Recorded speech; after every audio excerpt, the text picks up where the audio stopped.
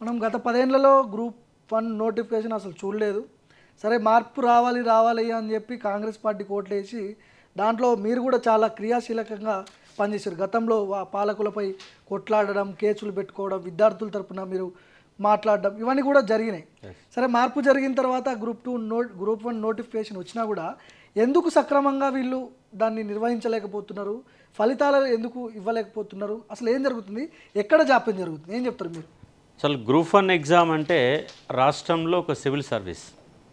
దేశంలో union public service commission ఆధ్వర్యంలో civils exam అయితే ఎట్లుంటుందో అంతే స్థాయిలో గ్రూప్ 1 ఎగ్జామ్ తెలంగాణ రాష్ట్రంలో నిర్వహించే ఎగ్జామ్. ఎందుకంటే గ్రూప్ 1 ఎగ్జామ్లో సెలెక్ట్ అయిన ఒక అభ్యర్థి వితిన్ 5 సంవత్సరాలలో ఇక్కడ ఆర్డీఓగా సెలెక్ట్ అయితే అక్కడ పోయేసరికి జిల్లా కలెక్టర్గా మారుతాడు వితిన్ 5 ఏళ్లలో. ఒక డిఎస్పీగా సెలెక్ట్ అయిన వ్యక్తి వితిన్ ద 5 ఇయర్స్లలో ఐపీఎస్గా మారుతాడు. అంటే ఇవాళ 33 జిల్లాలు ఉంటే 33 జిల్లాలలో ఉన్నటువంటి కలెక్టర్లు 30 జిల్లాల కలెక్టర్లు ఎవరంటే గ్రూప్ 1 ఆఫీసర్లే. 30 జిల్లాల ఎస్పీలు ఎవరంటే గ్రూప్ 1 ఆఫీసర్లే. అంత క్రియాశీలకమైనది. ఇవాళ 563 ఉద్యోగాలు ఉన్నాయి. వాస్తవంగా 503 ఉద్యోగాలు టీఆర్ఎస్ గవర్నమెంట్ వేసిన ఉద్యోగాలే. అయితే మన 18 పేపర్ లీక్ అయినప్పుడు ఆ 18 పేపర్లలో గ్రూప్ 1 కూడా ఒక పేపర్గా ఉంది, లీక్ అయింది. మళ్ళీ ఎగ్జామ్ పెట్టారు. మళ్ళీ ఎగ్జామ్ పెట్టినప్పుడు రెండోసారి ఏమవుతుందంటే మాకు ఆర్థిక ఇబ్బందుల కారణంగా మేము బయోమెట్రిక్ తీసుకోలేకపోయామని ఆయన చెప్పారు. ఆ బయోమెట్రిక్ పెట్టకుండానే అవినీతి అక్రమాలు జరిగే అవకాశం ఉందని రెండోసారి బయోమెట్రిక్ లేని కారణంగా రెండోసారి రద్దు చేశారు. ఇక తర్వాత మళ్ళీ గవర్నమెంట్ మారింది. గవర్నమెంట్ మారిన కాంగ్రెస్ గవర్నమెంట్ వచ్చింది, మళ్ళీ ఫిలిమ్స్ పెట్టారు.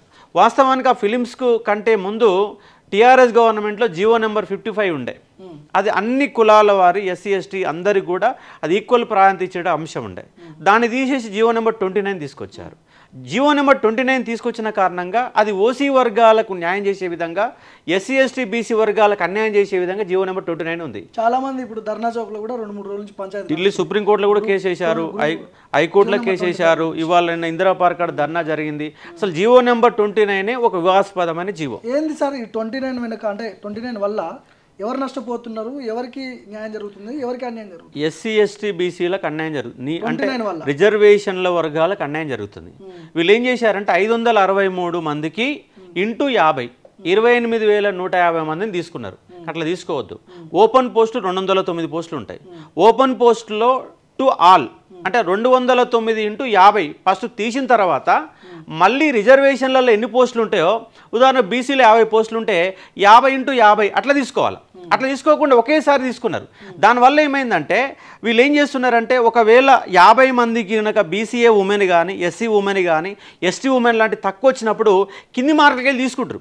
వాస్తవంగా ఎస్సీలు అనుకో కొంతమంది టాప్ ఓపెన్లో వచ్చేస్తారు. ఓపెన్లో పోంగా మిగిలిన వాళ్ళు మళ్ళీ ఎంత రావాలా? మళ్ళీ 50 మంది రావాలా? ఇట్లా ఈ ఓపెన్లో సెలెక్ట్ కావాల్సిన అభ్యర్థులంతా లాస్ అయిపోయారు. వాళ్ళంతా ఎవరు? 3,000 మందిని ఎక్కువ మంది తీసుకున్నారు. ఎందుకు తీసుకున్నారంటే కిందికెళ్ళి తీసుకోవాల్సినటువంటి ఎస్సీ ఎస్టీ వర్గాలు ఓపెన్ పోవాల్సిన వాళ్ళంతా ఈ రిజర్వేషన్లు వచ్చేసరికి తక్కువబడ్డ కారణంగా ఆ ఓసీ వర్గాలు 3,000 మందిని ఎక్కువ తీసుకున్నారు. దాని ఫలితమే జీవో నెంబర్ 29 యొక్క ఫలితం కారణంగా ఇవాళ టాప్ 100లో 44 మంది ఫార్వర్డ్ క్లాస్ వాళ్ళు ఉన్నారు. 44 మంది ఉన్న జనాభా 10% ఉంటే 44 మంది వచ్చారు.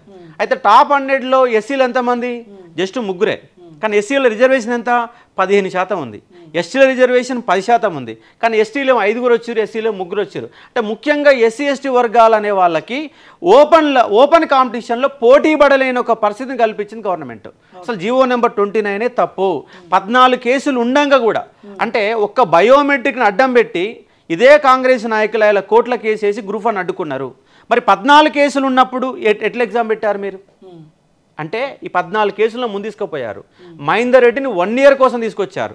అంటే ఇంకా రాష్ట్రంలో ఐఏఎస్ ఆఫీసర్లు, ఐపీఎస్లు, సీనియర్ యూనివర్సిటీ ప్రొఫెసర్లు ఎవరు లేరా?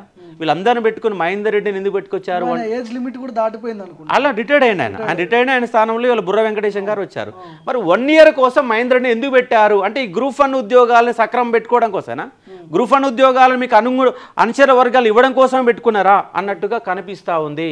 కాబట్టి వాళ్ళ రాష్ట్ర ముఖ్యమంత్రి మహేందర్ రెడ్డి రాష్ట్రంలో మంత్రులందరూ కలిసి ఆడిన జగన్ నాటకంలో 563 ఉద్యోగాలలో చాలా ఉద్యోగాలని బ్యాక్ డోర్ నుంచి తమ వర్గాలకు ఇచ్చుకోవడం, డబ్బులకు అమ్ముకోవడం జరిగినట్టుగా అనుమానాలు వ్యక్తమవుతున్నాయి.